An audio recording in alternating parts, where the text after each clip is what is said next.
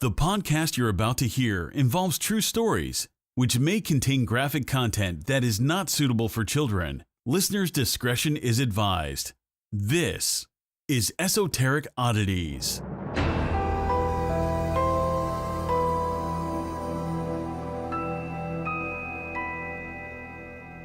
Hey guys, I'm Jonathan. I'm Sarah, and this is Esoteric Oddities. So today I have a photo shoot. Yeah. I'm not moodling. I'm art directing. He's helping me be the best me I can be. Yes. Me always. And it's like... And we might be late for that because we have to be there in 2 hours and 20 I'm minutes. not showered. And we have another podcast to record after this. Yeah, so we'll be late. It's fine. We don't have much to talk about at the top of this, but we have really long stories. We do have long stories and long other things. Oh. Fingers. But we went karaokeing last week. First off. A fucking mess. Sarah and I show up to this place. We're sober, by the by. Believe it or not. Sober, show up to this place, and we're looking through the giant book of songs, and we are freaking out because they don't have Britney Spears. Who even are you? We're making a scene. We're like, what kind of establishment are you running here? What the fuck? Scene. So we're finding other songs. We pick other songs, and then we go, oh my God, we're so fucking stupid. We go over to this other girl who's looking through the book, and she's just like, they have Britney Spears, and she flips to S for Spears, right? Where we're looking up B for Britney. Why did we think it would be under Britney? I don't know. She's just so iconic. You just say the name and that's what it is. It shouldn't have been under Spears. Britney starts with B. Dude, we're stupid. Yeah, we are. That was really dumb. Yeah, when she said, I was like, oh. That's okay for me because I feel like I do that stuff. But it was unacceptable for me. Don't do that stuff. Oh God! And then these girls got kicked out because this one girl kept trying to snag the microphone. She kept trying to take the microphone from everyone's hands. I was dying in the middle of them singing. She was so drunk, walking up like a zombie, trying to snag the microphone out of everybody's hand. But then Sarah and I went up and we sang. It was Trisha's birthday. Happy birthday, Trish! Happy birthday, P. And we sang Tony Orlando Knock 3 times. And I didn't know the words. But you do know you did. You know the words. That one part. So at the very last, I was like, it. Twice on the pipe. We killed it. And with that being said, Sarah is going to start. Oh. What is our topic? It's murders. So if you don't like it, not ready to talk for this long. Oh my God, you got this. Don't worry, I'll be interrupting many times. So this is the story of the Lonely Hearts Killers. Oh no. Have you ever heard of it? I don't think so. Oh. So basically, the Lonely Hearts Killers are two couples, Raymond and Martha. One couple. Yeah, 2 people. I don't... No, that's fine. Am I good? No. Yeah. So basically, I'm going to talk about Raymond's life and then Martha's life and then how they met. Okay, perfect. And then, what they did when they met. So Raymond Fernandez was born in Hawaii in 1914. I don't have his birthday, so... Okay, but I'm 1914. Sure I could have found it. But... So everything was black and white back then? Yes. His parents were originally from Spain. When Ray was 3, his family moved to Connecticut. Okay. Yeah. It had to have been from work. They're like, let's leave Hawaii and head on over to Connecticut. Right. In 1914. Right. Was Hawaii even a state in 1914? I have no idea. That's a good question. I'm going to look it up while you continue to talk. That's why I say at work when I don't know. That's a really good question. That's a really good question. Wait, anything else I can help you with? There, his father ran into job discrimination because of his broken English and dark complexion. He worked intermittently as at a series of low-paid jobs. Ray's father was disappointed in his son, who was often sick and always frail. Okay, sorry. Hawaii became a state on August 21st, 1959, so Hawaii was not a state just yet. Shit. Okay, continue. Ray lacked the macho his father wanted in a male child. Frustrated, financially struggling, and disappointed, the head of household drank Wait, heavily. That is me. Frustrated, financially unstable. Just drinking. Yeah. He was a mean drunk who used excessive corporal punishment on Ray. The punishments escalated to beatings. Ray developed a deep admiration towards his abuser. He felt his father's wrath, but admired the way he took charge as a man. Oh, that's fragile, man. That's not healthy. Okay. If only Ray could be strong enough, masculine enough to make his father proud. But the boy was stuck in a small-framed, non-muscular body. Oh no, and growing an admiration for his father who beat him. I see this is not going to go well. Yeah, a bad pattern. Considering the topic. As a boy, Ray was always self-conscious about many things, including his looks and his family's low-class lifestyle. As a child, he tried to escape the emptiness by stealing. Ray was in jail by 15. While in jail, he had the idea that when he got out, he would leave America for Spain and make a fresh start there. Upon his release, he did exactly that. Relatives in the old country were willing to take Ray in and settle down and grew to adulthood in Spain. When the Great Depression hit the United States, Ray's father believed that he had enough of the life in the land of opportunity. He wanted to reestablish a relationship with his son. He wrote to Ray and explained to him that he wanted to, fix what he broke, potentially. Right. And his mother and his father joined him in Spain. Okay. Yeah, they were like, fuck out of here, America. Sorry, gotta go. Right. It's depressing as fuck. It's like really not the land of the free. Heard that. They found that their son had become a well-liked young man. He had a calm, gentlemanlike manner that easily won him friends, especially women. The thin, lanky physique that his father had often frowned upon brought a smile to many feminine women. Mm. When Fernandez was about 20 years old, he married Encarnacion Robles. I'm going to call her... Ronnie. Yeah. Perfect. And fathered a child with her. The financial... Damn, they lived like fast back then. He was they like sure did. arrested He was like, by let's 15, go. Married by 20, having a baby on the way before he can even legally drink. The financially troubled couple argued frequently, and Fernandez solved his marital problems as he previously solved all of his legal ones by leaving the country. Okay. Almost as soon as he got back to America, Ronnie wrote him. Oh, he came back. Yep, that their young son was very sick. Fernandez took the first boat back to Spain. Also, that's so you know it's like... really okay, wait, so his parents went with him back to America? No, they stayed in Spain the whole time. Okay. He went back and forth. He went back to America, and now he's going back to Spain. Yeah. Okay, wow. So, okay. He went back to America because he was running from this woman. Right, and then he's like, oh, shit. My son's Just sick, kidding. gotta go back. Yeah, okay. There he found a country ripped apart by civil war. He enlisted in Franco's army. After Franco's victory, Fernandez drifted from job to job. He was never a good breadwinner for his wife and son, but did the best he could. He was a gardener, a garbage collector, and did other tasks.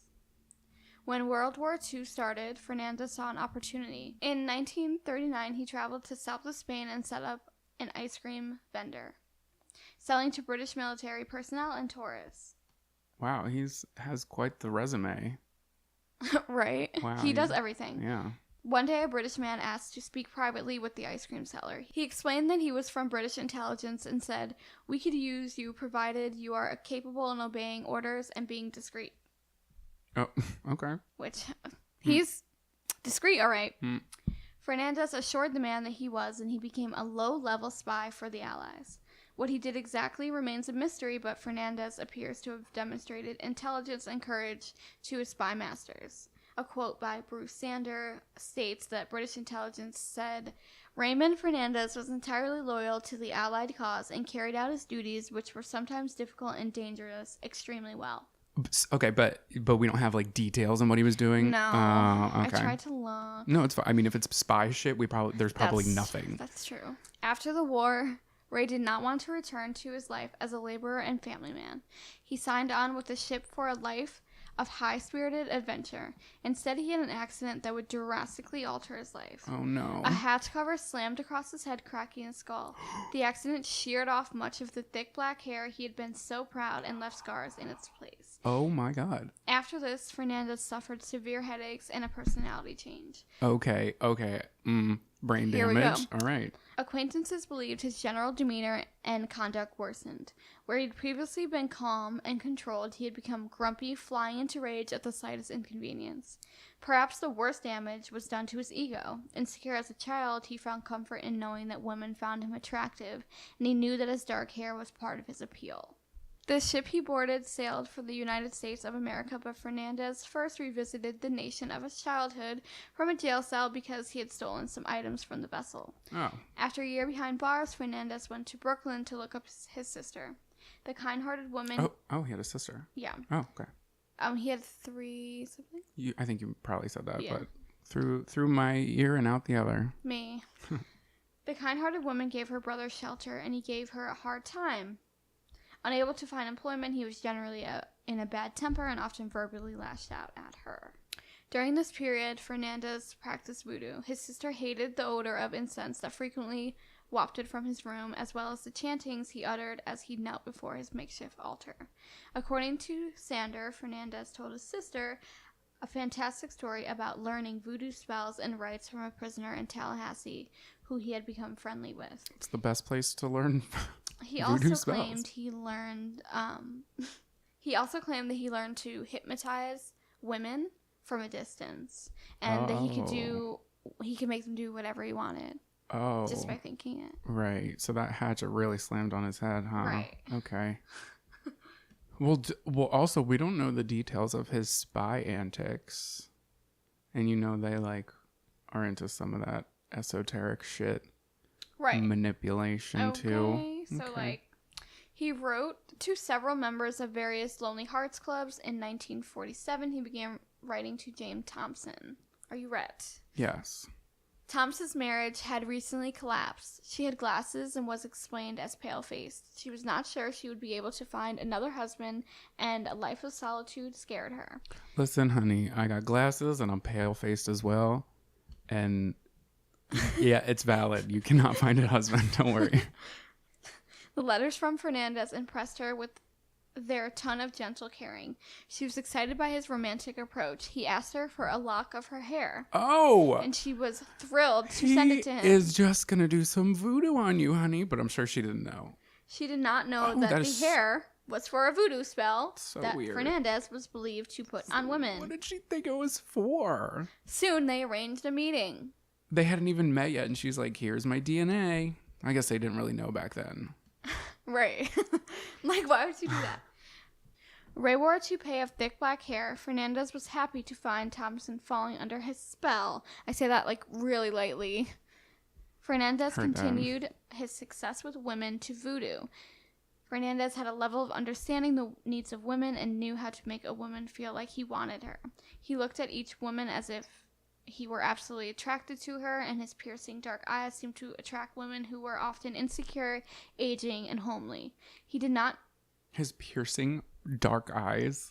I just picture, like, black, like, right? no whites in his eyes. It's like to women, he was very attractive. So, like, they were, like... Right, drawn to his... Exactly. Voodoo. Exactly. He knew not to give the impression he was out for sex, but appeared to care about her as a person. Oh, so he's just an asshole. Yeah, literally, just pretending to care. The couple traveled to Spain on Jane's nickel, pretending to be married. Strangely, Fernandez took Thompson to meet his real wife after he convinced Mrs. Fernandez to be introduced as an old friend named Senora Robles. Wait. I'm sure she was pissed. Okay. Fernandez had a knack for convincing women he was madly in love with and appeared sincere when he was saying outrageous lies. I'm having mad deja vu right now. Oh my god, I love that for you. Welcome back. welcome. Okay. Thanks. The odd trio went out to restaurants, theaters, bullfights without Thompson ever expecting his old friend was really his wife and the mother of his child. Okay, so what did the wife think of this? What was she going I guess she didn't care. Oh my, because the trio, they're just like, hey, Love Actually is playing. Do you want to go see it in theaters? Let's just and go. they're just like, fuck yeah. Right. Thompson was found dead. However, one day, Fernandez and Thompson had a loud argument in the hotel room. Thompson was found dead the next morning of poisoning. Police suspected her husband, but could not question him because Fernandez took the first boat back to America before his lover's corpse was cold. Naturally. Okay, so the Thompson was the woman who sent the hair, right? The lock of hair? Yes. Okay. In the U.S., he scammed Jane Thompson's mother. After several hours, he was able to draw up a good forge of Thompson's signature to a document that was her last will and testament, leaving everything to Ray. Wait, oh my God. So did the mom know that she was dead? Yeah. Okay. So I'm just right? Like, why wouldn't you question? Right? His appearance of sincerity and conviction made her to believe that it was genuine. Okay, but also motive for why she's dead. Like, she didn't want to wait around to be like, why is my daughter dead? Like, she was in Spain with you. Right, and now she's dead, and you somehow get on over here. Okay. Okay. Right. Mm-hmm. The document scared Mrs. Wilson. That's Jane's mom. It said that the home she shared with her daughter belonged to him. He told her he was not going to make her leave because she was the mother of a woman that had been so dear to him. The two of them could share the home. Ray quotes, "I shall see that you are not disturbed," he said. "Things for you will continue just as before." The older woman was grateful to the man who seemed so caring and considerate. Oh my Her daughter God. must have been lucky to be loved by such a kind, generous person. I'm stressed. Okay? It gets worse. Oh my God. He's like, okay, I'm going to move in. I own this house, but by the way, you can stay. And she's like, oh my God, thank you so much for letting me stay in my house after you probably murdered my daughter. Okay. Okay. All right. While living there, Fernandez continued writing to the Lonely Hearts Club members. What's that? How do I join? You didn't... the Lonely Hearts Club was like, that's how he found Jane. Oh. That's where he finds all of his women. I didn't know that. He writes in. Oh. The Lonely Hearts Club is like... Did I miss that? I think I missed that. Probably. I'm It's fine. so sorry. It's like, it's was a thinking about my newspaper for cat. women looking for men. Oh, okay. So it's not like a club, like that you don't have to like... It's not no a club, membership honey. fees. Okay, so it's not like Costco. Got it. Yeah. Huh.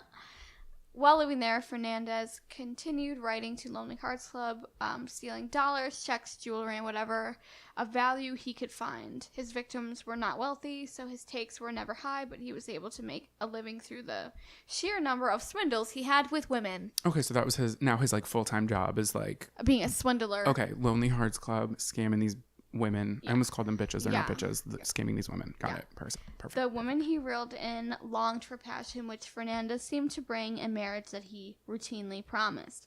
When they realized that they had been taken advantage of, they were too ashamed to go to the police. They would have had to reveal themselves as fools and tell the police that they shared physical intimacies with a man who they were not married to. So, yeah, he probably knew that. Right. Targeting them. Ray encountered a woman who changed his life, a very lonely, dark-haired, 300-pound nurse named Martha Beck. Oh, Martha. Hold on. right. Can I ask a question that might be stupid? You may have already explained it, but what happened with his actual wife that's in Spain? They didn't really explain much. Okay, so she's... much, but I would assume that she like ditched him because he kept going back and forth. And when things got bad with them, he moved to America. So like he doesn't like conflict. This man he doesn't like. He likes to create it. Right. And he then likes just, to like, create. Yeah. leave. He's stirring that pot and then he leaves the kitchen. Yeah. That was a good euphemism? Metaphor? Metal fork. I love that for you. Ooh, metal Mental fork. Because it's in the kitchen. Oh. Born Martha Seabrook in Milton, Florida on May 6, 1920, she came into the world with a gland problem that caused her to be morbidly obese. She was teased by her classmates. I read somewhere that she was a grown woman by the age of 13. Oh, because she had like a medical issue. Yeah. Okay. Her father deserted the family while she was a toddler, and to add on to her problems, her brother sexually assaulted her when she was 13 years old. Oh, fuck. Martha was accepted by a school of nursing. She graduated first in her class in 1942. Martha Seabrook was going to succeed. However, she had difficulty getting employment despite her qualifications. Martha thought this was due to her weight. Finally, an undertaker hired her to prepare corpses. Oh, that's sad. Right? Well, I mean, especially if she's if she's working in a medical field, that's so fucked up. Right. That It's she like, has oh, a I'm medical like- condition that causes. Okay. And she can't even get in. The job was a disappointment to Martha. Martha had, Yeah. You think? Yeah. Martha had honored her skills in nursing and knew that she could give good care to patients, yet she could only get a job working with those no longer able to benefit from her care. So literally only dead people. Literally. Oh my God, that's so sad. She could have look at it on the bright side. She put the fun in funeral. Yikes. True. Sorry. Okay, sorry, No. that No, was it's so fine. I triggering. feel like I would be more witty today, but I'm just like, hi. Lonely Martha escaped the disappointment and failure of her life by reading true romance magazines. She also frequently went to theaters to watch movies like The Garden of Allah, Gaslight, and that starred her favorite actor, Charles Boyer. And probably Love Actually, right? Yeah, that too. After 8 months of working for the mortician, Martha heard there was a nursing shortage in California and decided to take her chances. Shortly after her arrival in the Sunshine State, she got a job at a hospital. There you go. In the Sunshine State. Martha started to partially live out her fantasies of romance that she had for so long. She had an affair with a bus driver. Soon the 20-something nurse found herself pregnant and demanded her boyfriend marry her. Do you think they did it on the bus? Probably. He put her off and then attempted suicide by throwing himself into the Pacific Ocean. Rescuers pulled him out, but he made a complete exit from Martha's life. So he died? Mm-hmm. Oh. No. He ran away. Okay, got it. I thought that's what you were saying, that they tried to save him, but they were unsuccessful. But, okay, so he lived and he's gonzo. Yeah, he literally left her. Okay. Martha was unable to track him down when her mind snapped under the stress of an unwed pregnancy in an era where it was forbidden. Right. Why didn't she just look on Facebook? I wish I knew. We should tell her. Martha, come on. She was then hospitalized for psychiatric reasons. She appeared to recover after a few days. I bet you they said she was quote-unquote hysterical. Right? They love that word. Mm-hmm. She behaved sensibly, moving to Pensacola, Florida, so she could put on a ring and pretend to be a wife of a soldier away in war. Around the time of her baby's birth, she sent herself a fake telegraph saying her husband had been killed in action. Oh, no. Yeah, so she's faking that she's a wife to someone overseas, so she's not lonely. Oh, that's sad. That's not so she's not lonely. That's so people don't think she's lonely. Right, true that. Oh, no. Okay. But did she not think? I mean, I don't know if her lies are going to be exposed, but did she not think that that's like really easy to trace even back then, if there's like, if she's even married, or if there was a man by that name that got murdered? For real. No, there was. They could easily trace that back then. Oh, yikes. With paperwork. Oh, well, I guess she didn't think that far. Mm-mm. And it's probably like, oh my God, stop. What's your husband's name? George Glass. Yes, literally. George Glass. You guys, please go on YouTube and look up Brady Bunch George Glass and have yourself a good time. I don't know a man by... George who? George Glass. That's funny. I don't know a man named George Glass at our school. Yo, we died at that. We did. At our school. The new mother and newly war widow found herself a genuine man by the name of Alfred Beck, who was oddly enough also a bus driver. I love that. God, she loves that public transit dick. She does. You know, it's all about the potholes. Once you hit a good pothole, you're really like bouncing. God, I'm calling the cops. We got plenty of them here in Philly. I am saying, go to my hometown. There was literally a pothole at every corner.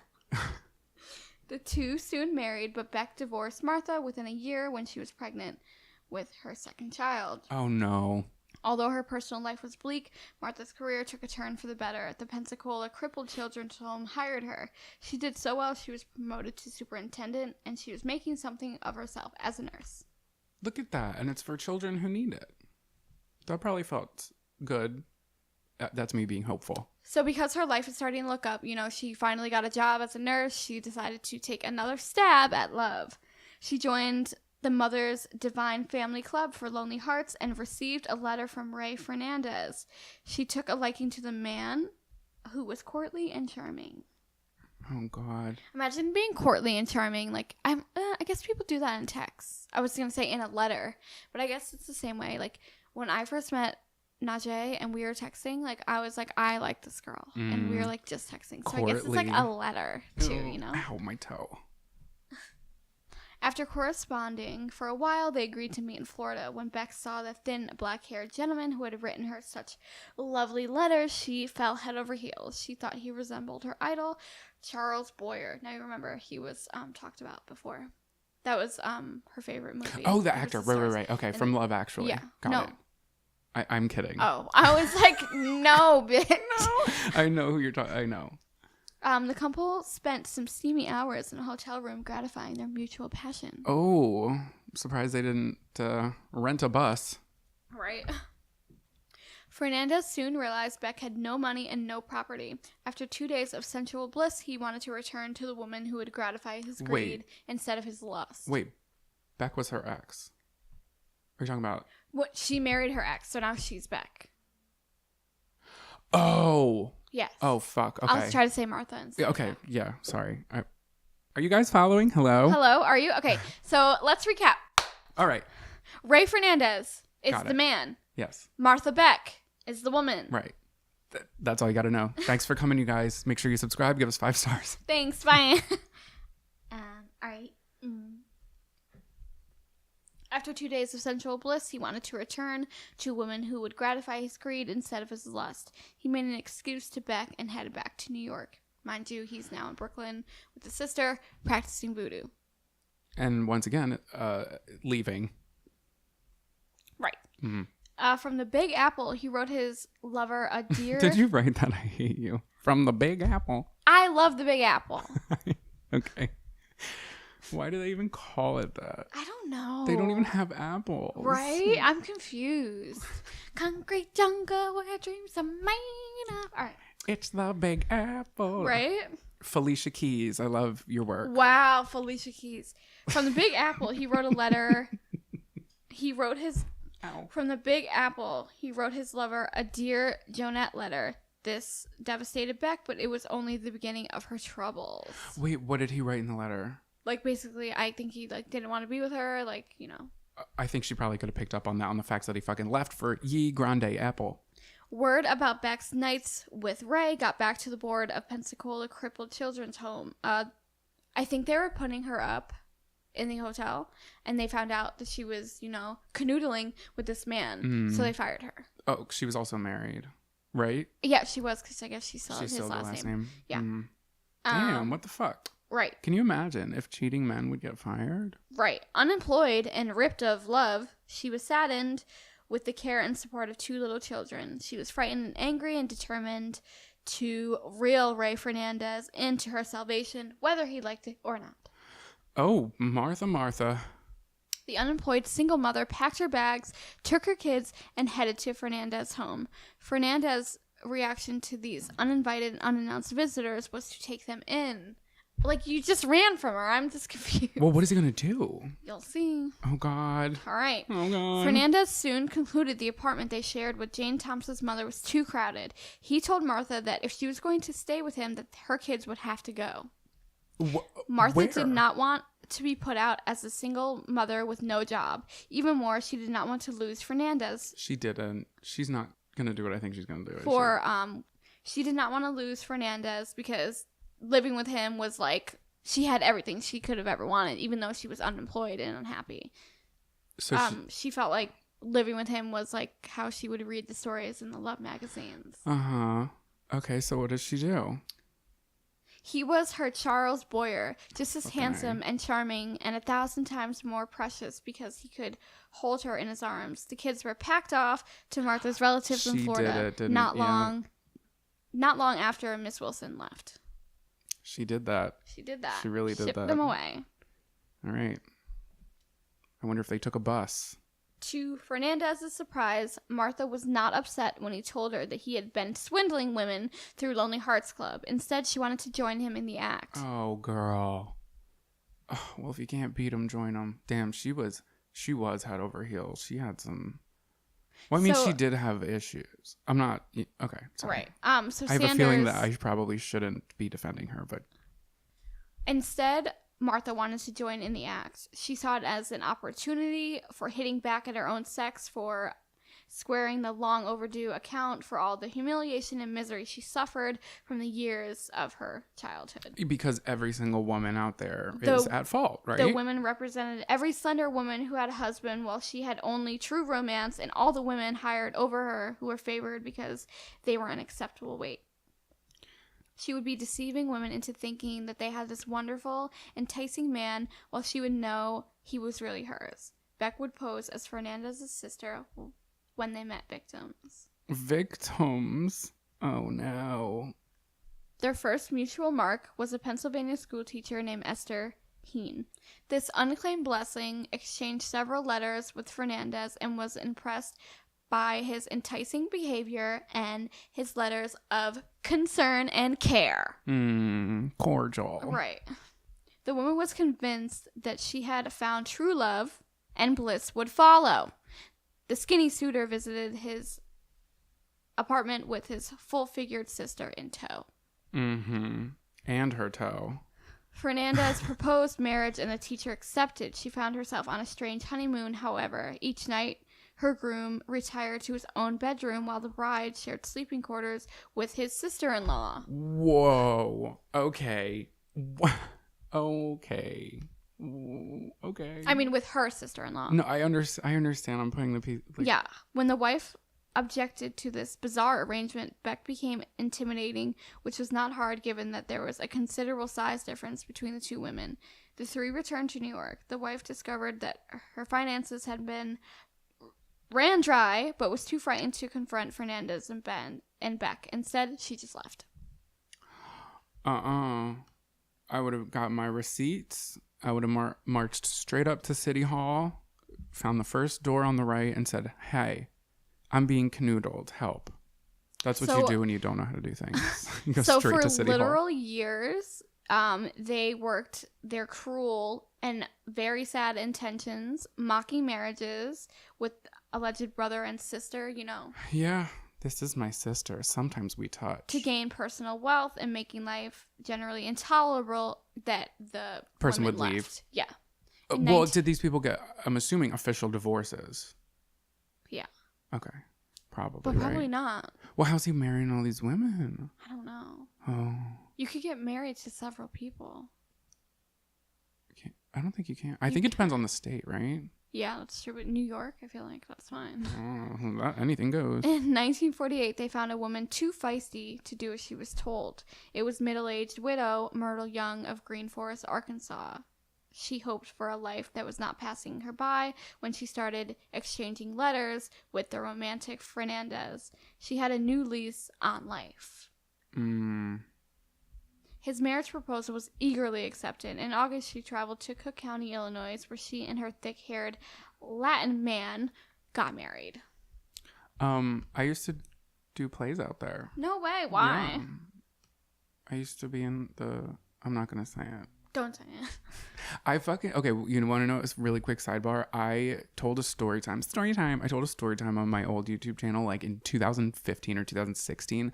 And I mentioned that I was in a play and I showed like a clip of the play, but I didn't really talk any details about it. And somebody commented and knew exactly like what year it was and knew the theater company that I was a part of. That's scary. scary. I was like, oh no. Comment deleted. Yeah. I was like, oh, that's upsetting. But my pants ripped and my ding-a-ling fell out on stage. Yikes. In front of an audience. So Young was angry when the sister-in-law insisted on sharing her honeymoon bed. Beck forced the woman to take a heavy dosage of pills. Then she and Fernandez put the semi-conscious woman on a bus and headed for Little Rock, Arkansas. Again with this bus. When the bus pulled into the parking lot, those around her realized that Young was not in ordinary sleep and rushed her to the hospital, where she died shortly after her arrival. She was unable to share with police the story of her strange honeymoon and coerced doping. So, like, they drugged her. Poison. Right. So before this, there was no reports of Beck being violent before her association with Fernandez. By herself, she was pitiful, but with him, she was murderous. Beck falls into the pattern of a previously non-criminal woman whose sociopathic tendencies are unleashed through her relationship with a dominant homicidal man. That's like that story you told about the gay couple back in the 20s. Right. Fernandez, being abused as a child by a man, had feelings towards his domineering father that included admiration, envy, and a desire to impress the dad, and fear and loathing. Damn, this is like a fucking melting pot of complicated emotions. Right. And you know, him being abused by his dad and always being seen as like not masculine enough, he got off on like tricking women. Right. He's like, this is masculinity at its finest. Hold a fucking door open for somebody if you want to feel like that. But with also that, his mother watched him being beat and bullied by the dad and did nothing to protect him. His mother put up with alcoholism from his father and child abuse rather than to risk losing her husband's. So like that's why that shit was just going. Yeah, that's shit why happens. He, like, unfortunately, hated women. Oh my god, it happens all the time. Unfortunately.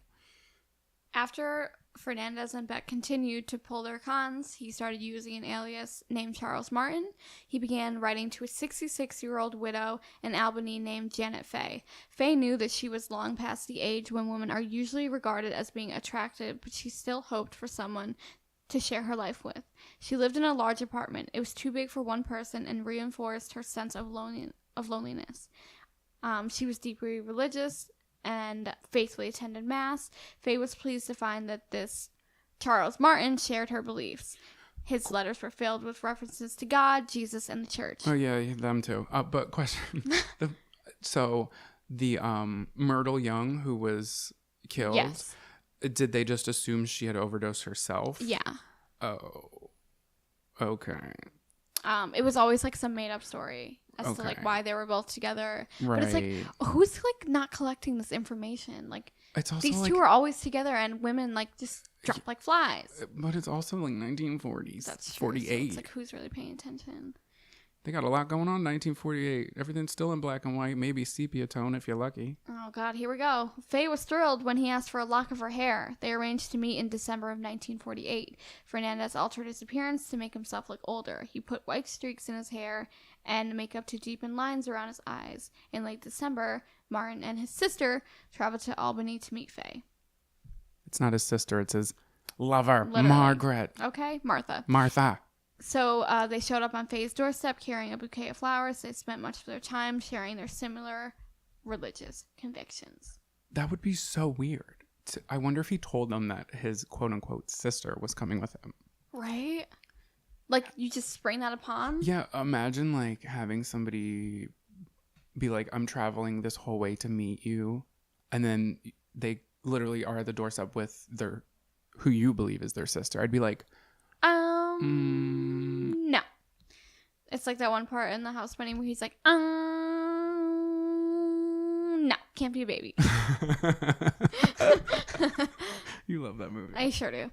As the new year of 1949 rolled around, Faye found herself head over heels by her smooth-talking and deeply Christian man. She was so smitten that she agreed to give him all of her cash, bonds, jewelry to the man she thought of as her husband-to-be. They haven't even known each other for a year. Listen, she's like, take it all! Martin's helpful sister packed it into the trunk and had been the property of the late Myrtle Young. Oh, fuck. They're using the... They took her car. They were like, skirt, we out. And Margaret is just... Margaret. Martha's just like, hey, I upgraded from a bus, and now I got this... 2014 Hyundai Toyota Elantra. Corolla. She's like, y'all living in 1949. I'm living in 2014, 2014. Bitches, beep, beep. Faye anticipated a romantic elopement when she set off with her fiance and future sister-in-law for the small town of Valley Stream. The trio rented a little apartment. Settling into her new digs, Faye spoke of writing to her stepdaughter. Beck reacted sourly to the idea, and harsh words were exchanged. Suddenly, the 300-pound nurse grabbed a hammer and slammed Oh my God. Faye's head with it. Oh my The God. elderly woman's skull cracked, but she did not die instantly. Oh, fuck. As blood flowed from Oh, her no. head, Oh, Fernandez God. strangled her. Oh God. False teeth plopped out of her mouth as she died. You Non-pulse. really had to throw that in I'm there, sorry. huh? It's details. Oh God. Beck shoved the corpse into a cupboard and got rid of the dentures. Beck and Fernandez sat around discussing ways to get rid of the body. Fernandez mentioned his sister in Astoria lived in a home with a big basement. His actual sister. Yeah. Okay. Myrtle Young's trunk was not big enough to hold Janet Faye, so they bought a new one and then headed for his sister's house. They just bought a new car. I guess they do have so much money now. Right. They're not even doing it for the money anymore. This is just like psycho they asked killers. to leave the trunk in the sister's cellar for a little. Oh, they didn't buy it. It wasn't a car trunk. It was like a trunk. trunk. Okay. Yeah. Okay. Got it. So they left that trunk in the sister's basement. They were like, don't mind the smell. It's just like old clothes. You know how it is. Well, the January weather was so freezing that Beck figured the body would keep for a few days before giving off Any a of that. smell. Right. Fernandez and Beck rented a house in Queens that had a cellar, then took the trunk from his sisters. They buried Faye in a hole in the basement, which they filled with cement. Oh my God. Okay, so this whole story is literally like the fear of people meeting strangers online and meeting them, but this was before Like online. Craigslist This was, Killer in 1949. oh my edition. God, like via newspaper. Well, the funny thing is, as soon as they covered that with concrete, they went back to the house agent and was like, yeah, we don't want this house. Oh, Honeybee. honeybee. Well, now it's oh God. Beck wanted to face property from American Express, but knew it might set off alarms if they did it themselves. She believed she could persuade Janet's stepdaughter to help them. She typed the following letter and mailed it to the stepdaughter, Mary Spencer. Oh no, there was a stepdaughter. Dear Mary, I'm all excited and having the time of my life. I never felt so happy before. I will soon be Mrs. Martin and go to Florida.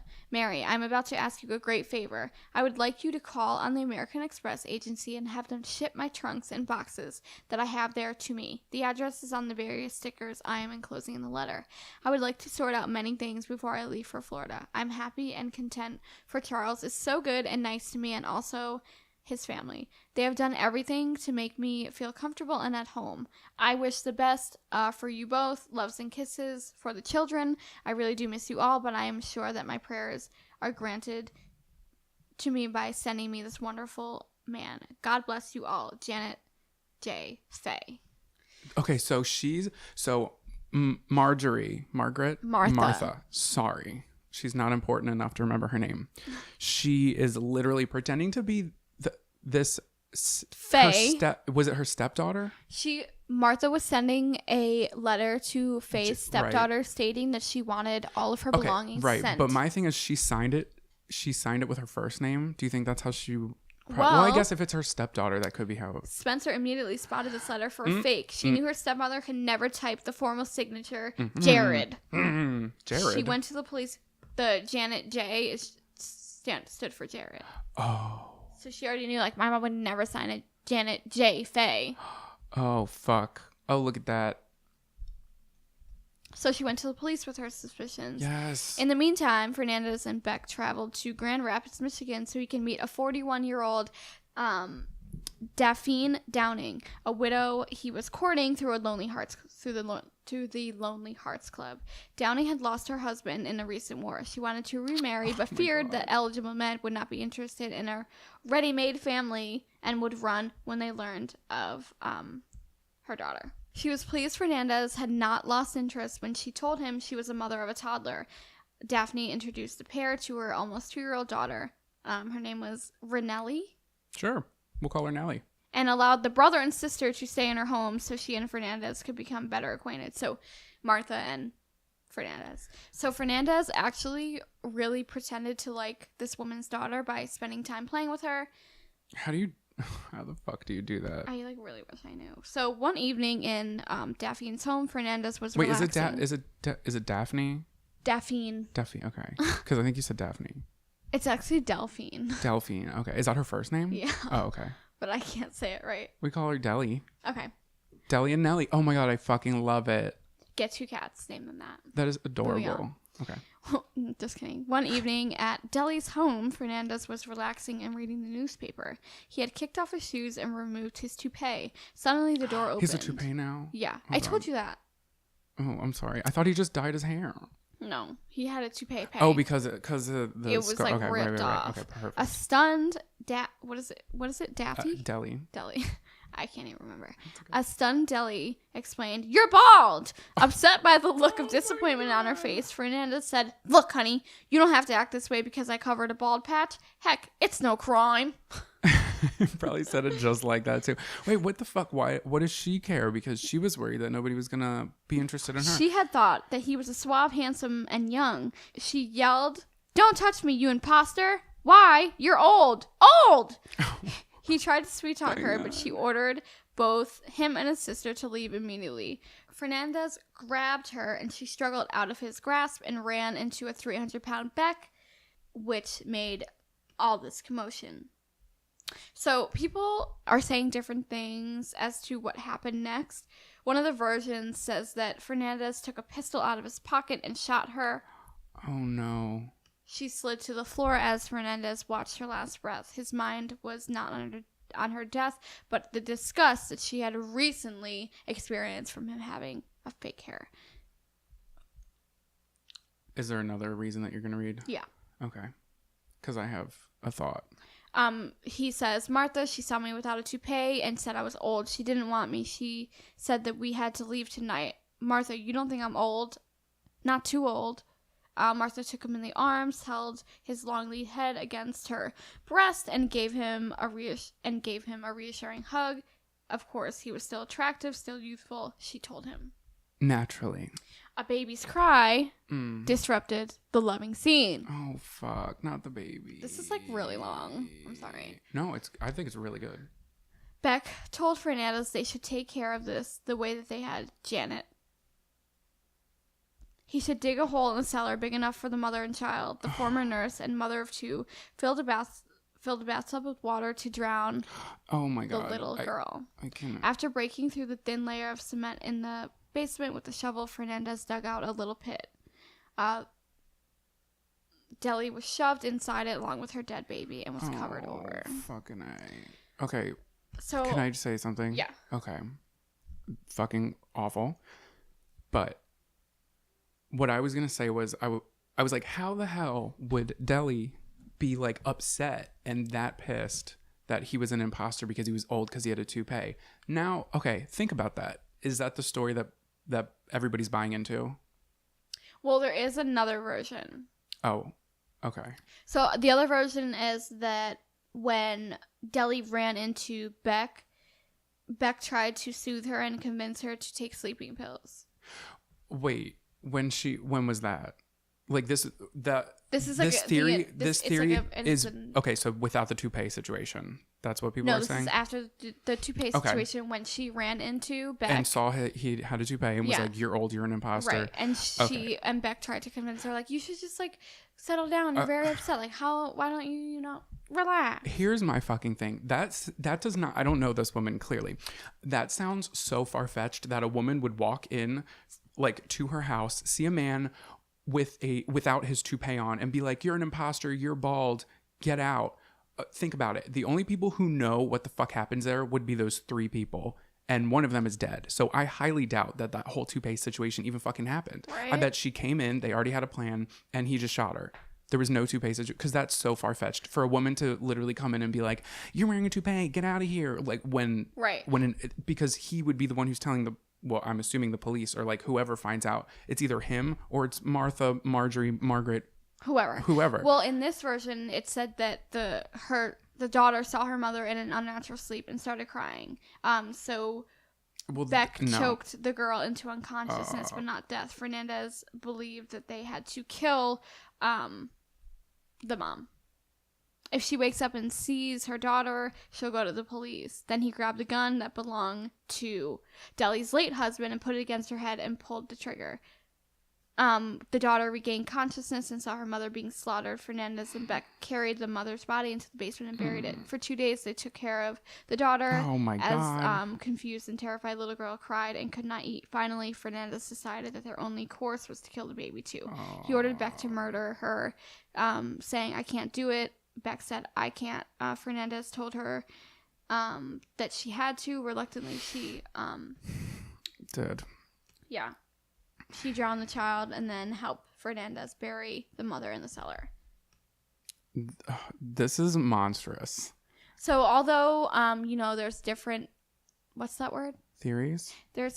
Although there's different theories about the Downing killings, there is not a dispute about what Fernandez and Beck did after killing the daughter. So like they really buried them in the basement. Right, and of course nobody's gonna know exactly what happened because the only people who knew what the fuck happened. Right, and then after that they went to a trip to the theater to watch a movie while they enjoyed sodas and popcorn along with the show. What did they see? It doesn't say. They returned home and tried to sleep. Fernandez and Beck did not have time to settle into bed before they heard a knock on the door. Fernandez answered. Police officers on the porch invited themselves in. These people are fucked up. The police said, "You Raymond Fernandez? You know Mrs. Janet Fay?" Fernandez was too scared to answer. Beck saw the police and said, "Leave him alone. Don't you goddamn cops touch Ray or I'll..." She made threats, but was not able to act on them before being clapped into handcuffs. Oh, no. Police found the bodies of the mother and infant buried in the cellar. Yes, because Faye's badass stepdaughter went to police and was just like, she would not sign this, Jared. Right, exactly. Applause. Okay, I digress. The story of the Lonely Hearts Killers made headlines across the nation. While only these 3 murders would officially establish as theirs, there were persistent rumors that they had done away with other women. Oh, probably. Some say that they killed as many as 12. Oh my God. women. Well, also that one, the first woman that we don't even know, the one who was poisoned, and he, oh my God. Right? What happens next? Do they go to jail? Yeah, are you ready? Oh my God. Oh my God. Both of them seemed less concerned with the possible death sentence than their reputations. Fernandez told investigators, "I'm no average killer. I have a way with women, a power over them." Beck was distraught by terms like obese ogress with Oh my God. she was tagged by newspapers. She says, "I'm still a human being, feeling every blow inside, even though I have ability to hide my feelings and laugh, but this doesn't say my heart isn't breaking from the insults." Listen here, Marjorie. Okay, it's not about you, bitch. Right? Hold on, wait. As fucked up as it is that a newspaper would target somebody's weight, because you shouldn't do that ever, this woman is a fucking monster. She fucking killed people. Okay, A child like, and was you're mad involved. that people are calling you fat. Like, I'm sorry. Suck a dick. For free. That's it. I'm done. When they were in custody, a dispute arose between Michigan and New York as to which state would try them first. Oh, God. Michigan had no death penalty, while New York had a busy electric chair. Roger McMohan, district attorney of Michigan's Kent County, used their fear of New York's death penalty to persuade them to a 73-page confession. He promised that they would not be sentenced to the death penalty, Right, like a plea to New York if they did. Yeah, right. he lied. Michigan allowed them to be Michigan allowed them to do the death penalty so that they would face the ultimate penalty for the murder of Janet. Oh fuck. Bay. So wait, hold on. Oh, whoa.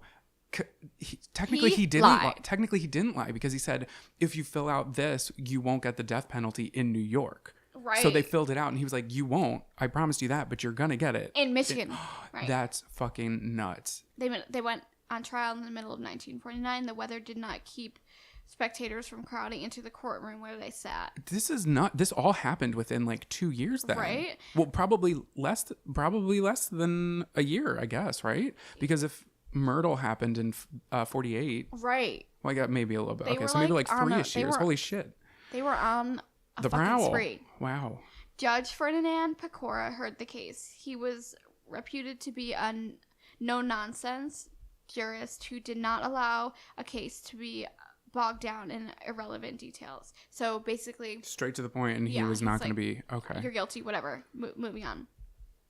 Nassau County District Attorney Edward Robinson prosecuted them. He put a variety of witnesses on the stand, including the medical examiner who autopsied Janet Fay, detectives and forensic experts, relatives, and friends of the victim.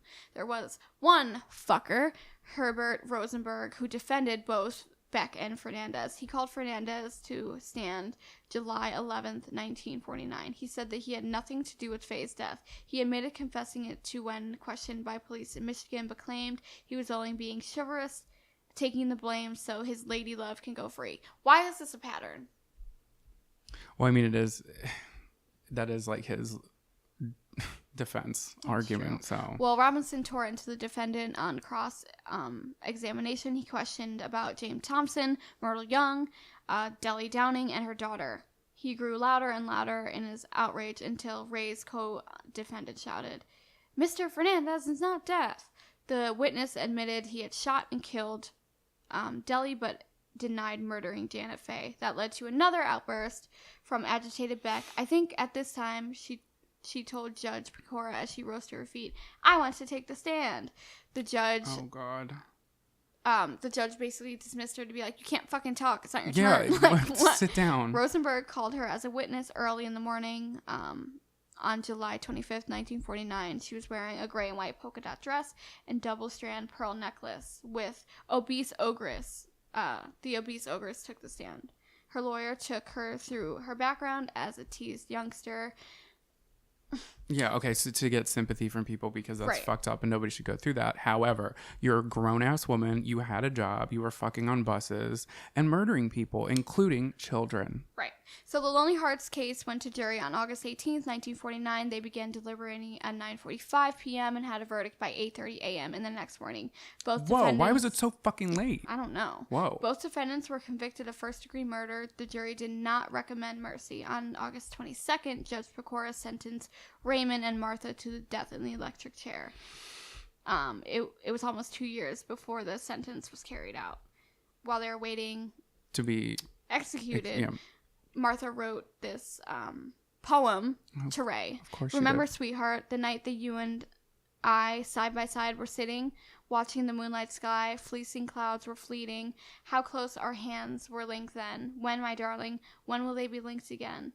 What to me the starlit still or the moonbeam's splendor, if I do not feel the thrill of your fingers tender. So, they were executed at Sing Sing in New York on March 8th, 1951. Oh my god. That's where Breakfast at Tiffany's was partially filmed. And that's the story of the Lonely Hearts Killers. Maybe it's the drugs, but that might be the best story you've told on here. Thanks. That was fucking wild. It was days for me to find that. I'm so surprised I've never heard that before. Holy shit. Yeah. Oh my god, but they didn't find out about the first woman. Right, because he kept denying it, but I'm like confused. Oh my god. That's It's a fucked lot. up. It's a That's lot. insane. It's like Natural Born Killers. Right? It might have Oh. been Based on that, probably. Whew. All right. Well, there's some similarities in my case to yours. It's a little all over the place. Isn't it always? Oh my god. Okay, so this is the story of the female Charles Manson. No way. I can't wait. This is Okay. really juicy. Yes, it is. So in the late 1990s, Sarah Jo Pender was attending Purdue University to study biochemistry. She was really smart, but after a few months, she decided college just wasn't for her. Girl, you and a shit ton of other people, it's okay. So by 2000, Sarah was 21 years old. She was working as a secretary at Carl E. Most and Sons, which was it still is a general contracting company in Indianapolis, Indiana. So early that summer, she met 22-year-old Richard Hull at a Fish concert. That's Fish with a PH. If you don't know, now you know. Please tell me you know who they are. Yeah. Oh, okay, cool. So he was a muscular dude. He was a former high school football star and caught her eye. So the two began seeing each other frequently. Richard was a bar bouncer with a troubled past. Ready for this? His troubled past included 6 misdemeanors and 2 felony convictions for auto theft and residential entry. So basically, like, he was breaking into somebody's house, or he went into somebody's house that said no and didn't want him there. So he was also a known drug dealer. So despite his past, the two began officially dating in September of 2000. They moved in together along with another couple on the 900th block of Meikle Street. So it's 2 couples, 4 people altogether. So their housemates were 24-year-old Andrew Cataldi and 25-year-old Trisha Nordman. Housemates Andrew and Trisha were also fugitives. They were from the Nevada Correctional Facility. Trisha had served time on a forgery conviction, and Andrew on possession with intent to distribute meth. Let's reach for the stars. Okay. So at their house, Richard and Andrew sold drugs. And what's her name? Sarah is pretty much the only one who hasn't had a past. She pretty much just had a clean record before this. She's literally just like hanging out with all these badass people. She moved into that house. Yikes. Yeah. Wait, did she know like anybody? She didn't know these people. It wasn't like she was like in a new town. No, she knew like people in this town. She just fell in love with this dude, and he was like, "Hey, I have this friend. He has a wife, and we're gonna move into a house together." Yeah. Tensions had been growing for over 3 weeks between the couples as Richard and Andrew, so the guys, can you believe it, often had arguments. Richard had approached a neighbor named Jana Frederick. The two talked, and Richard ended up asking Jana's boyfriend's son to purchase a gun for him. Without explaining why, but Richard himself could not purchase a gun because he was a convicted felon, right? And you can't do that in the United States of America. So the boyfriend's son was like, "Nah, I'm gonna stay out of whatever kind of drama you got going on, and whatever reason you want this," because he wasn't giving him a reason. Right. So then on the morning of October 24th, 2000, Richard drove Sarah to their local Walmart. Inside, Richard himself picked out a 12-gauge shotgun and ammunition. It was for hunting, mostly deer. And Sarah then purchased it. The couple then went for an outing with Sarah's parents, and they came back to their house where they lived with the other couple around 11 o'clock p.m. So after they got in, Richard and Andrew started arguing. Trying to clear her mind and get away from all the drama, Sarah left the home and took a walk through the neighborhood. So it's just the three people at the house. So the argument was mostly over the fact that Richard's sister, Tabitha, owed money to Andrew for drugs.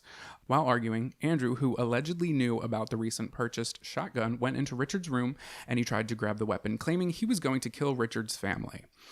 So the two men began physically fighting when Richard got a hold of the gun that Sarah had purchased for him, and he shot Andrew Cataldi once in the chest. He then shot Trisha Nordman once in the chest and once in the head. Yikes. Okay.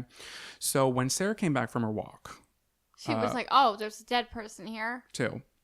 Right. Both victims were dead, and Richard had already loaded one body into the back of a truck. So, side note, this truck was actually, but this will come in later.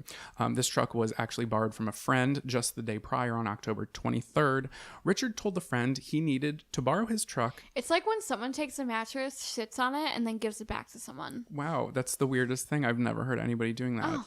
We had a roommate that did that. So Richard had told the friend he needed to get stuff out of the basement and use the truck to do that because Andrew had planned to have a chemist from Las Vegas come in and use their place to cook meth. I can't. A businessman. Yeah, a real nobleman. So now seeing what Richard was capable of, Sarah went inside, got a few blankets, and helped her boyfriend load the other body into the truck. She climbed into the passenger seat, and they drove only a few blocks away, and they both participated in hoisting the bodies into a dumpster behind the Teamsters local union building. Weird fact. So Teamsters is like the union. It's like a union. Do you know what I mean? Like when you're working and it's like lunch. Right. So I had looked up this location online and I couldn't tell if it was like, I couldn't tell if I was at the right location on Google Maps, and I zoomed in and I could see the logo, which has like two horses on it. Oh, okay. So I had never seen it before. I had never even heard of it before.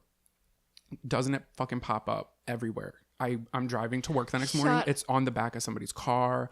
Yeah, it pops up like on Facebook. Like somebody's. I was like, what the fuck? I guess it's because it could be one of those things that's always there and I never recognized it. Right, but also like that's fucking weird. Yeah, it was really weird. Okay, so back to the story. At 6 p.m. that day, an employee of the Teamsters local union had discovered the bodies in the dumpster. So the next morning, Sarah Pender went to work as usual. Look at that. Nothing happened. Mm-hmm. Nothing to see here. And Richard Hull borrowed a plug adapter for a carpet shampoo machine from their neighbor, Jana Frederick. Again, she had the son that asked about the gun whole thing.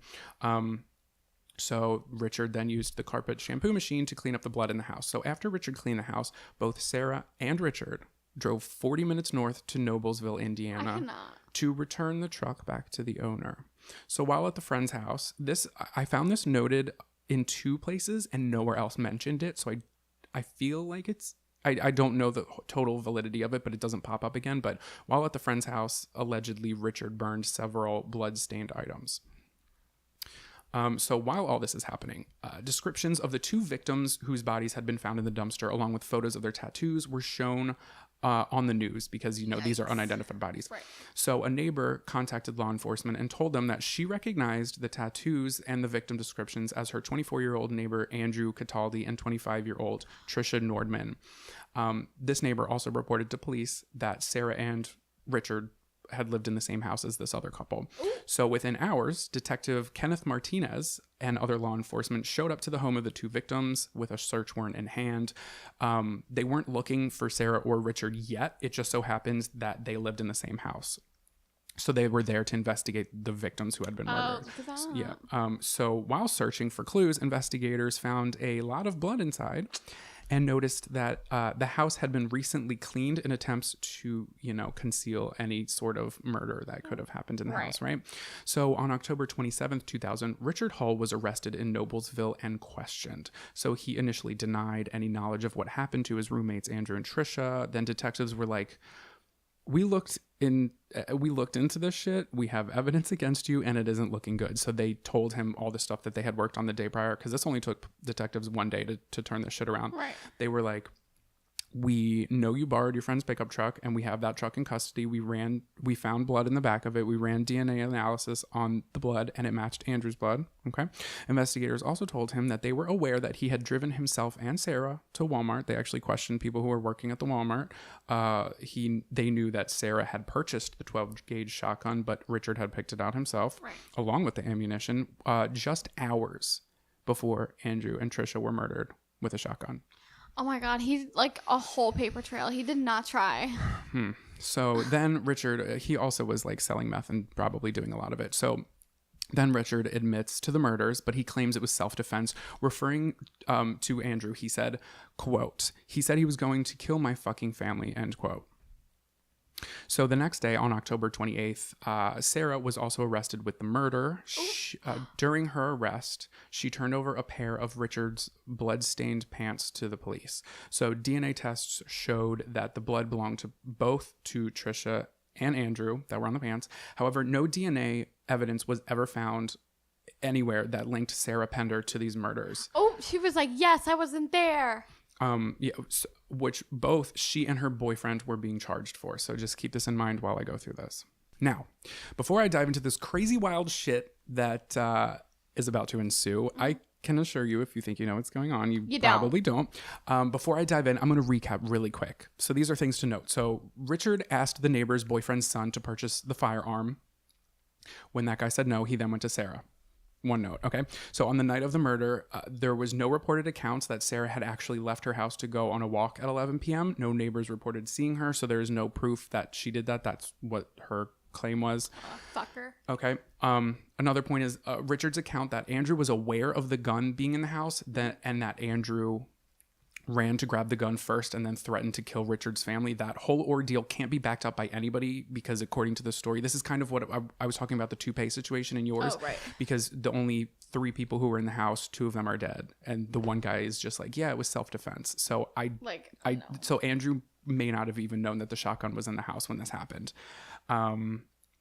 Okay, and the fact the gun was purchased that morning and then used to murder 2 people later that same fucking night is fishy, since Andrew was making it sound like self-defense again, which, even if it was, why the fuck would he murder Trisha too on the same day of the purchase of the shotgun? Right.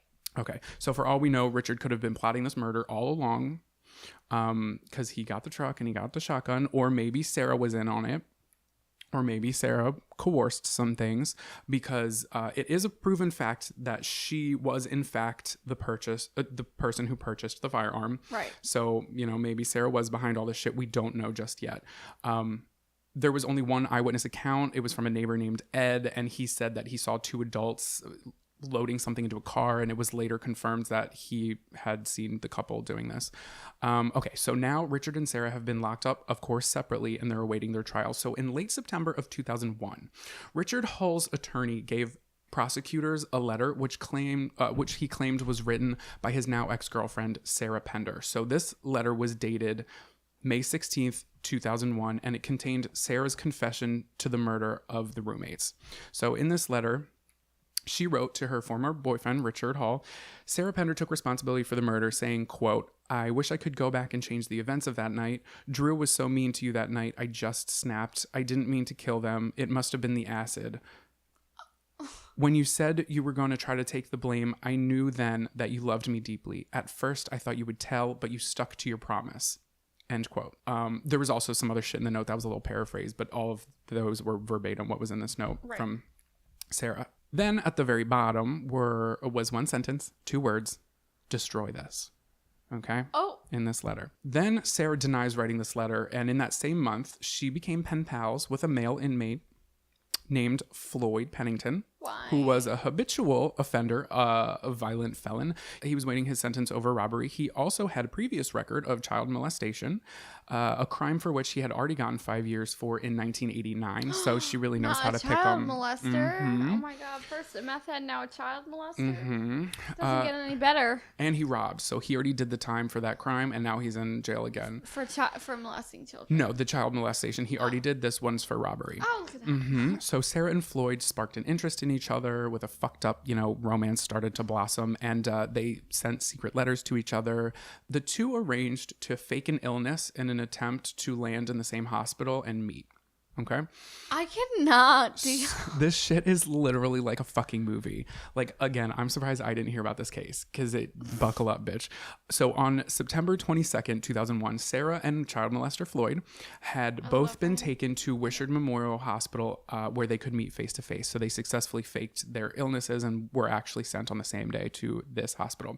So Sarah Pender went to trial at Marion Superior Court in July of 2002. So the prosecutor, remember this, guys, so just pay attention to what I'm saying here. Okay. The prosecutor was Larry Sells. So Larry Sells was a Republican candidate, and he had just been defeated when he ran for office to become the Hamilton County prosecutor. So here we're going to pull some politics into this because this Larry Sells guy just was defeated to get this title. So now he kind of wants to prove himself. Right. Keep that in the back of your asshole. So he had campaigned stressing his tough sentencing for criminals. He was favorable of the death penalty, and he managed to actually get multiple people sentenced to death. Right. He believed the trials should result in convictions in more than 75% of the cases. So he was like, if we're going for this shit, 75% of these people are going to leave and go to the electric chair or however we're going to kill them, right? Death sentence. So at the trial, shit did not look good for Sarah, right? It was the fact that she had purchased the murdering weapon on the morning of the murders. Right. She also had confessed to police that she did, in fact, help Richard Hull in disposing the bodies. The pants. So prosecutor Larry Sells told the jury that Sarah Pender had single-handedly planned the murders, then manipulated Richard Hull into committing them. So according to the Indianapolis Star, prosecutor Larry Sells, quote, linked her influence over Hull to the control Manson had over his followers. So the quote, female Charles Manson tag stuck to Sarah Pender ever since. Damn. So to prove Sarah's guilt, prosecutor Larry Sells, he mostly leaned on that letter that Richard had handed his attorneys, the one where Sarah basically confessed to murdering the two. Right. The letter was read out loud and showed to the jury, and a forensic document examiner named Leanne Harmless, forensic document examiner, she testified in court that the letter was in fact written by Sarah Pender. Yikes. So then Floyd Pennington enters the case. You remember that guy, the child molester who was Sarah's pen pal? Okay, so, get ready for this shit. Because according to Floyd, while Sarah and he had met at the hospital while faking their illnesses, she had opened up to him. So Floyd then went to the police and stated that during their meeting, Sarah Pender confided in him and said she was responsible for the double homicide and had manipulated Richard Hull into killing Andrew and Trisha. What? So Sarah's defense attorney then chimes in. They claim the letter is fake, stating Sarah Pender was no clever criminal mastermind and that the murder was not cleverly planned. It looks like an act of the moment. So then the defense attorney argued that Richard Hull had shot Andrew Cataldi and Trisha Norman because they were about to cut him off of a big drug deal. So they were getting down to the bottom of why this murder actually happened, and it sounded like the couple was going to cut him out of after they had been arguing, and then they think that's what the defense attorney is saying, what sparked this whole murder, right? Yikes. So, and something else important is Richard Hull nor Sarah Pender testified at this trial. Neither of them did. So then in July of 2002, Marion County jury found Sarah Pender guilty of the murders of Andrew Cataldi and Trisha Nordman, and she was sentenced to 110 years in prison. Yikes. Sarah continued to claim her innocence and later exclaimed that, quote, after he committed these murders, I did not call the police, but instead stayed with him out of love, fear, loyalty, and sheer stupidity, end quote. So a few months later, in January of 2003, still stressing that he was under Sarah's power, Richard Hall pled guilty to the double murder, and he was sentenced to only 75 years in prison. Okay, the man who pulled the trigger on both these people, that's been proven, who says he was under 75 years. a mastermind, which is Sarah, the female. Charles Manson, yes, he got 75 years, she got 110. What? Okay. Okay. Gonna need a sip of water for this. Here it goes. In September of 2005, Richard Hall won an appeal for a new sentencing, but it backfired. Okay, so the judge actually increased his prison time from 75 to 90, citing an affidavit that Richard Hall signed in 2003. So what was this? What was on this affidavit?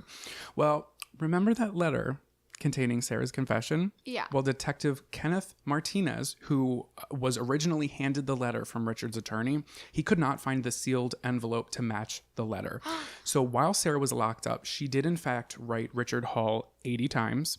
And almost every single one of them, of the legitimate 80 letters that were sent by Sarah, were in cursive writing. However, the alleged self-incriminating letter was printed. So then there's physical evidence that goes, against this. There are 2 sets of fingerprints that were found on the letter. One set belonged to Richard Hall, and one belonged to his scrawny young cellmate, Steve Logan. Ooh. Not a single one of Sarah Pender's fingerprints were found on the letter. Eat. And then also the timeline didn't line up. This confession letter was dated May 16th, 2001, but between the beginning of May up until the moment that that letter was given to police in September of 2001, police had already ceased jail correspondence between Richard and Sarah, so there was no way she could have gotten the letter to him, right? So they also had conducted a search of Richard's cell on July 17th, 2001. Police found letters that Sarah did write him, but they did not find the incriminating letter from May 16th. Which would have been written 2 months prior to when they searched his cell, right? Unless it had not been written yet. Okay, which brings us back around to when Richard Hall himself had signed this affidavit recanting and admitting that the letter, which consisted of Sarah's confession, was fake. Richard documented in the written explanation that while he was detained at Marin County Jail, he showed samples of Sarah Pender's handwriting to his fellow inmate, Steve Logan, and asked him to write a letter for him, as Steve had very feminine handwriting. And in exchange for this forged letter, Richard Hall promised to protect Steve, who was a small, feminine white guy on the block cell. Oh my God. So with this forged letter, Richard's goal was to get a less sentence, which actually worked back then. No way. Yeah, so this is in 2005. They're finding out all this shit. Okay? So Steve must have done a pretty great job, because the fucking forensic document examiner, remember Leanne Harmless? She fucking testified in court that it was written by Sarah. And now we know that it wasn't. Yeah, she's stupid. She is harmless. No, so she's not basically, harmless. so basically the court was just like, fuck this. They gave him 90 years, right? Which sucks for Sarah, considering the fact that her 110-year sentence was primarily based on the this fucking letter. confession letter that is now proven not to be true. So right? what the fuck? So on September 6, 2005, Richard Hall testifies in court that he got fellow inmate, blah, blah, blah. He basically, I got Steve to do this. Yes, it's true. So during the same 2005 hearing, Richard admitted that he did shoot and kill both victims, and he also testified that he was not concerned about the people he killed. Richard tells the court that Sarah Pender was not present at the time when he shot the victims, but he said she did help after the fact. Okay? So, if the letter, which was the only piece of evidence that the prosecutor/Republican politician Larry Sells was using against Sarah in court, if that letter was proved to be fake, then why would Sarah confide in child molester pen pal Floyd and tell him about the double homicide that she was behind it? Okay, bitch. Well, on September 20th, probably that Hill guy. On September 20th of 2001, before the two had met, Floyd Pennington, the child molester, he met with Detective Kenneth Martinez, and he told Martinez that he could arrange a meeting and have Sarah admit her responsibility for the murders to him. By this point, Floyd and Sarah had already been exchanging letters 75 letters had been exchanged between the two of them. He had this in the back of his head, right? They had already established a long distance love relationship.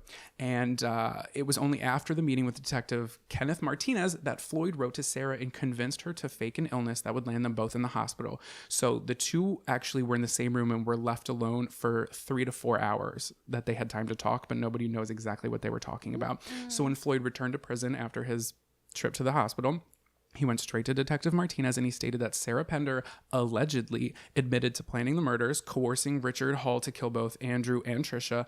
And like he says that Sarah told him she was present at the time of the murders. There's not enough evidence to prove that Sarah actually said this to Floyd. There is some evidence that would explain why Floyd wanted, like, what would Floyd get out of this? Like, what's his point of doing this? Well, this all happened at the end of September. A lesser sentence. Mm-hmm. So this happened to be just before Floyd was due to be sentenced, just after Richard Hull had decided to give Sarah's forged letter to Detective Kenneth Martinez. Well, as it turns out, Floyd Pennington had been incriminated in the same cell block as Richard Hull for 2 months. So Floyd knew all this shit was going on, and he knew that Sarah was out there like by herself facing this shit. That's fucked. Probably wrongly, because he knew that this letter was fake. Right. So what else did they bring to court that was for Sarah? Literally this clump of alleged lies. Okay? No. So many now think that he saw an opportunity to make a false testimony against Sarah that would look credible in court because of the letter. And in turn, it would benefit Floyd himself, and he would, get sentenced less. Fast forward to 2008. Sarah had been in prison for 7 years now. Ugh. She had been transferred to Rockville Correctional Facility in Rockville, Indiana, which was a medium security prison. On August 4th of that year, during a routine roll call, law enforcement realized that Sarah Pender was gone. Oh. The prison was put on maximum security lockdown. Thank you guys so much for listening to this episode, and we'll catch you next time. I'm just kidding. I was like, oh, we didn't talk about that. So police reviewed security footage from the prison to see that on the morning of August 4th, Sarah was somehow wearing civilian clothing and simply walked out of a West Wing door where the alarm failed to sound. Once she was outside, she was assisted into a van and driven off the premises by a man. Look at that. So after reviewing the video surveillance tapes and consulting the guard shack log, investigators identified Sarah's accomplice. He was one of their coworkers, a police officer named Scott Spittler. So Spittler was arrested on the next day on August 5th, 2008. While being questioned by his fellow coworkers, Spittler said that he wasn't the only one helping Sarah break out of prison. Enter Jamie Long, who was a 41-year-old married woman. She was married to Larry Long, who apparently was like a pastor or a priest or something, but she herself had a criminal history also. She had 2 felonies and 12 to 15 other convictions. Good friends here. Right. So Jamie and Sarah had actually met in 2001, and they were inmates at the first prison that she was in. And they were inmates. They formed an intimate relationship, and Jamie referred to Sarah as her wife. While they served time at the Indiana Women's Prison in Indianapolis. Eventually, Jamie Long was released, but she still frequently came back to the prison to visit Sarah. So Jamie was arrested on August 7th, but neither Jamie Long nor Scott Spittler claimed to know of Sarah's whereabouts. A whole month passed, and Sarah Pender remained at large. And this is when her story was featured on America's Most Wanted, the TV show. Are you familiar? Shit. Yeah, I am. So on their actual website, they made particular dramatic depictions of Sarah, bless you, Thank you, labeling her as a, quote, cunning and dangerous fugitive, saying that, quote, Pender used her body to get what she desired most, freedom, end quote. And the show talked about her manipulative ways and asked viewers to call, quote, before she had the opportunity to kill again, end quote. Just a reminder that she didn't pull the trigger. I'm not saying she's innocent. I'm not taking her side. I'm just saying dramatized, right? But nobody fucking called. And by October 2008, why did I say it like that? 2008. By October 2008, 2 months after her escape, the now 29-year-old Sarah Pender was added to the U.S. Marshals 15 Most Wanted Fugitives list. She was the only woman on the list at the time, making her the most wanted woman in America. Look at that. So as the holiday season approached, authorities received a tip from somebody who had been watching America's Most Wanted just 2 hours after Sarah's episode had been re-aired. It was a woman from the north side of Chicago, which was 50 miles away from the prison. And she said, that woman looks an awful lot like my neighbor named Ashley Thompson. What a bitch. So police knock on the door, and who answers? Ashley Thompson. It was a familiar face because it wasn't Ashley Thompson. It was fucking Sarah Pender. Look at that. She was arrested again and brought back to Indiana, where Damn. police found out what happened. So this is what happened. Sarah had reportedly planned her escape in the weeks before it happened. Obviously, it's not something you wake up and you're just like, I think I'm just going to shoot for that shit. Right. She had formed a friendship with Officer Scott Spittler, who had a wife but also had issues in his marriage. Ooh. Sarah and Scott began a sexual relationship and met up almost every single day. So by July 2008, Scott had agreed to help Sarah plan her escape. In exchange, Sarah promised him $15,000. So the officer provided her with a cell phone where the two kept in constant communication. They came up with a plan that included Jamie Long, which was the ex-convict and Sarah's prior cellmate / jail wife. Yeah. So on August 4th, 2008, Scott gave Sarah a bag of civilian clothes. Sarah went to the gym where she changed clothes and she hid her prison uniform in the ceiling tiles. So she posed as a civilian just visiting, and she walked out of the West Wing door. Nobody batted an eyelash because Scott knew that the alarm would not sound. Right. So Sarah then walked towards the vehicle fueling area, which is basically just like a private gas station for the vans that they use in the prison. And that's where they had agreed to meet. So Scott got her into the van, told her to hide under the seat, which she did. He drove to the prison's gate. And out of experience, he knew that certain guard would not search his vehicle. So he had that. Scott dropped off Sarah at a faculty parking lot where Jamie Long had picked her up, given her $140, and drove her to Indianapolis. So Sarah eventually then settled in the north side of Chicago in a neighborhood. Nobody really knows how she got there. But, well, I'm sure somebody does. I just didn't find it. Right. Where she went under the name Ashley Thompson. She found a job as an estimator for a contractor. And for 5 fucking months after escaping prison, she lived an ordinary life, like an uneventful life as an employee. I would be literally so fucking scared. I would not be able to leave my house. Same. But she had to do something. She had to work. Right.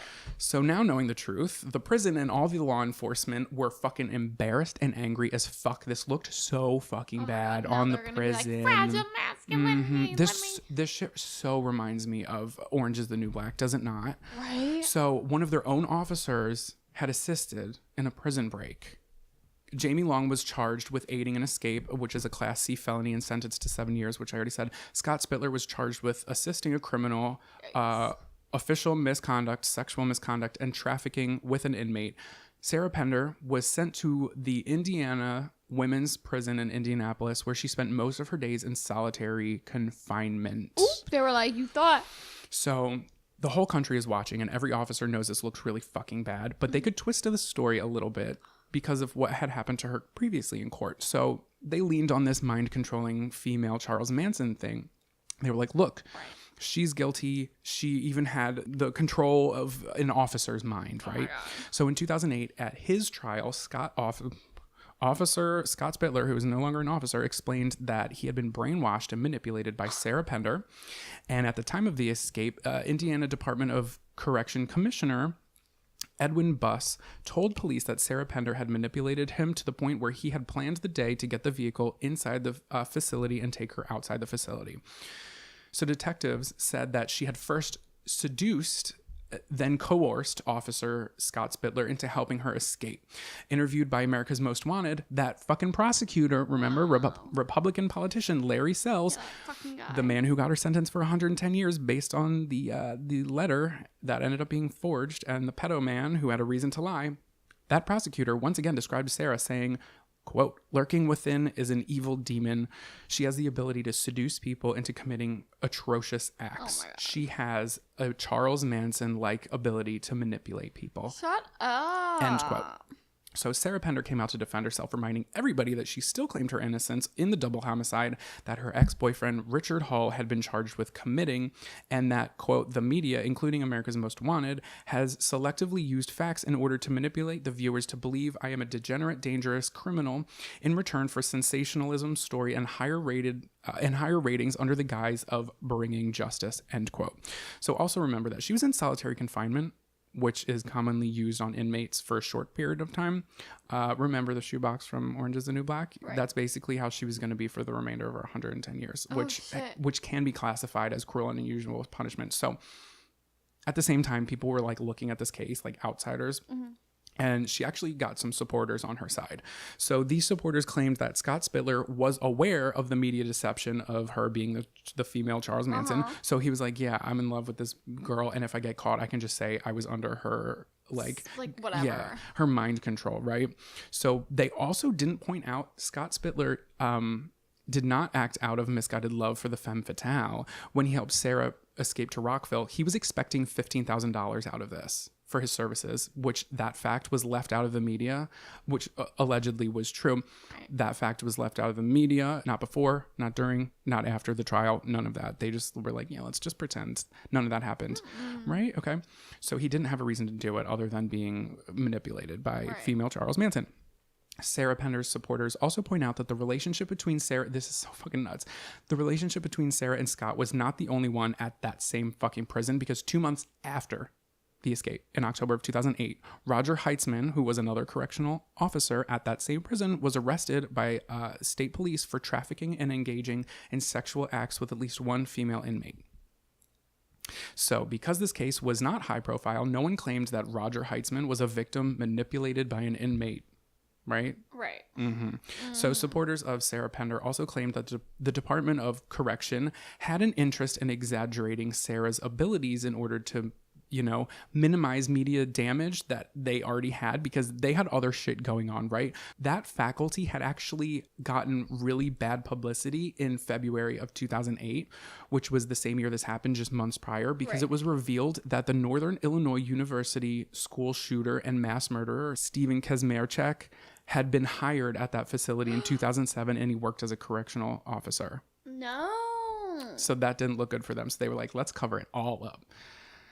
So the fact that the guard post at the gate did not search Spitler's vehicle on the day, that also looked really bad. And ex-officer Scott Spitler's behavior, and also ex-officer Roger Heineman's arrest, and the hiring of mass murderer Stephen, these were all elements that clearly pointed out the problem that was going on within this institution that had little to do with Sarah's personality. So I'm not taking her side. I'm giving the facts of what the fuck it's about, and we'll get into my opinion later.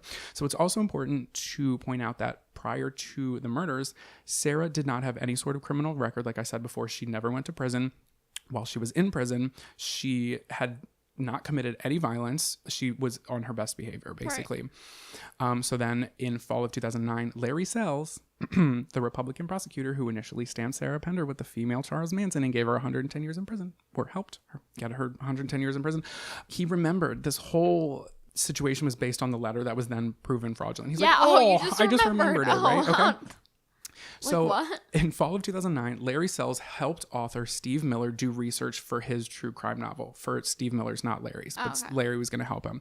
So while searching through old detective files, these two guys, Larry Sells and Steve Miller, discover a piece of evidence that was never brought into court. It was a fucking snitch list that was handwritten by key witness / child molester / romantic pen pal / fake illness hospital buddy and detective insider Floyd Pennington. Wow. So he basically made a snitch list that numbered a whole bunch of people he wanted to bust in exchange for a lighter sentence. At the bottom of the list, Floyd had handwritten that he would help make bugs. He would wear wiretaps. He said he was a really trusted guy in prison. He could manipulate any people into pretty much admitting any information that would look really good in court to sway the jury either way. So basically, he was like an insider for the police. Right. A snitch, if you will. So as it turns out, some officers took Floyd up on this, and eventually Floyd Pennington was released from prison only to be arrested again for fucking rape.